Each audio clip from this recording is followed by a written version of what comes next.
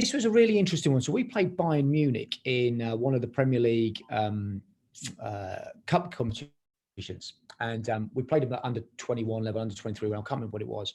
And it was soon after I started, I think it was sort of February, March after I'd started. It was a cold, cold day down here at the training ground in Lansing. And Bayern Munich rocked up in the for an evening game. And I'm watching the game, and their centre back, I'm like looking at it, I'm thinking, blimey, he looks 30 plus.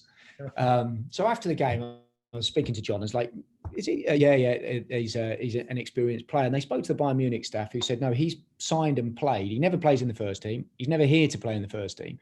He's actually here to help our young players." And that was one of the criticism, I think, for the under-23s. I hear a lot of people talk about, back in the day when the reserve team, you could drop down a couple of senior players and help the young players. And I suppose it's a hybrid version of that.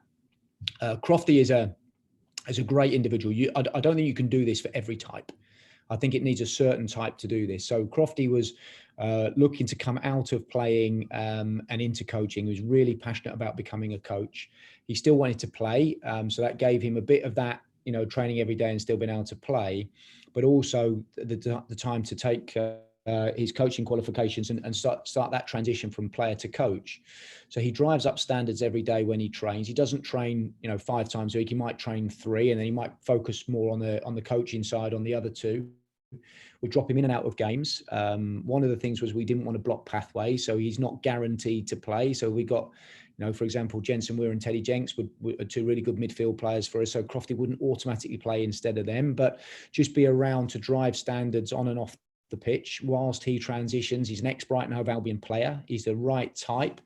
He gets us as a club, and we've done that a few times actually with players coming out of playing into coaching. So Bruno is on our first team staff. Steve Sidwell, easy for me to say. Siddy works with our 16s.